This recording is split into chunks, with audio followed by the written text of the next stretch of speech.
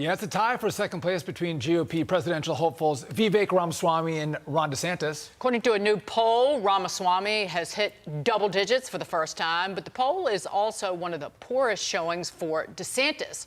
What does this mean for the state of the race as we're 1 month away, thereabouts, from candidates taking the stage for the first debate? Joining us now, Fox News contributor, the Washington Times opinion editor, Charlie Hurt, Southside Virginia, king, or maybe Amen. Prince, your brother's the king. Charlie, good to see you. So is Ron DeSantis moving down in the polls, or is Vivek Ramaswamy moving up? I think it's a little bit of both. You know, and we've talked a little bit about this before. It's sort of amusing to sit back and look now at the state of the race after, 6-8 months of all the experts saying that, oh, you're going to love DeSantis. DeSantis is going to be the person that storms the field, knocks Trump out, takes over, and will be sort of Trump without Trump. And of course, then voters check in, and voters are not feeling this. And the experts, yet again, got it all wrong. What the experts didn't predict was a guy like Vivek Ramaswamy who comes along. People really like him. And the more people, his name ID is still very low, but the more people hear from him, they like him. And what's I think is most interesting about him is where he is top on the list is people's second choice. In a recent poll, he wound up getting a majority, a 51% majority of people who pick him as their second choice, which means he's not ticking anybody off.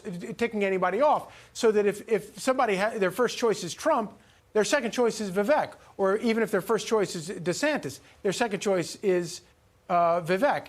And he's done it with this very positive message. And he's leaned into this America First thing. He's not sort of flinching from it, and it's paying huge dividends for him right now.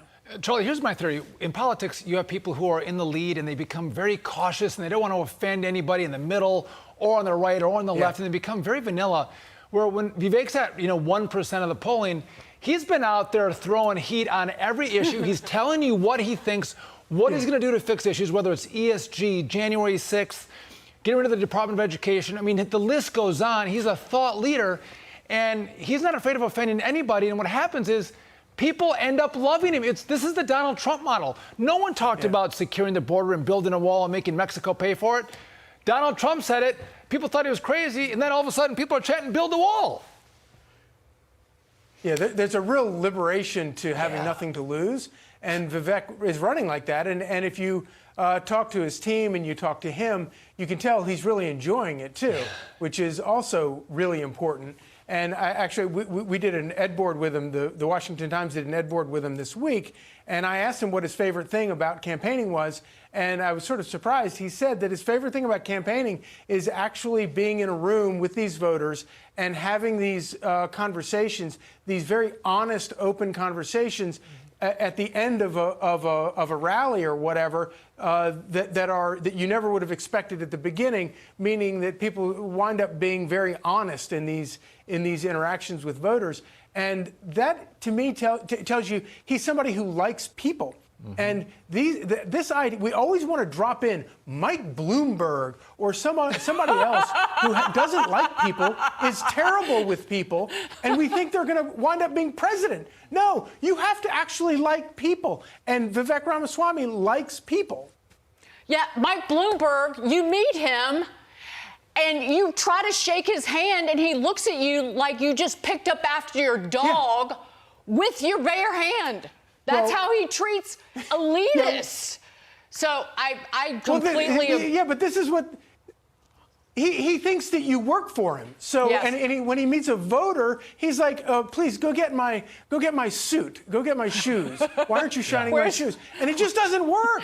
This is not how politics works. Where's my dry cleaning, you plebe? Exactly. But Charlie, we talked about Republicans. Let's talk about Democrats, because there is panic in the Democrat Party that there could be a third-party candidate that could threaten Joe Biden's reelection. Take a look at this poll showing the willingness of nearly half of American voters neither want to vote for a Republican nor a Democrat, or they're willing to vote for somebody else. That is a remarkable number, which means Joe Biden is in danger.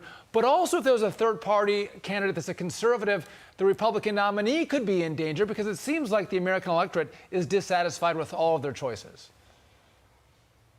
Yeah, no, it's really interesting, and I think the danger is a little bit more for Democrats for one reason.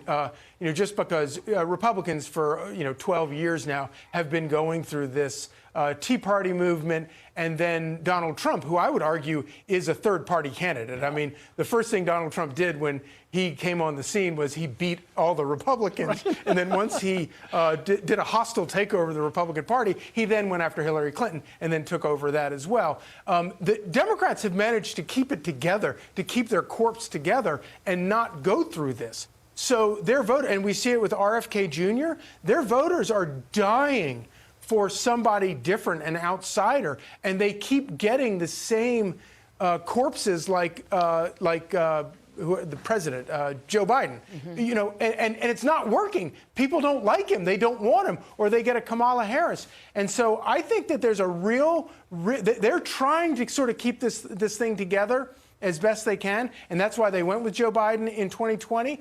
But I think the seams are it's going to come apart at the seams for Democrats, because they have not addressed this problem, which is they don't like the party, they don't like the establishment, and they want something different. And it's why, at the end of the day, if Republicans go with Donald Trump, I think Donald Trump wins. I think you're right. And by the way, if Joe Biden won't debate, RFK has to threaten a third-party candidacy if he doesn't debate, and Joe Biden will show up on stage. And we were showing Cornel West in that graphic, and both of those men, third party or not, are incredible speakers. And Cornel West, an incredible thinker, off the cuff, and 2/3 of voters think Joe Biden is too old for a second term. Period. End of story. We got to jump, Charlie. And a Cornel West or an RFK Jr. would do more to eat into Trump voters than Biden ever would. Pig farmer and political analyst Charlie Hurt, thank you for joining us. He's not a farmer. He just happens to have some hogs. Oh, come on. Give him a break. He's a failed farmer. I'll call you a pig farmer. Just because you have a redneck doesn't mean that you actually farm, Charlie.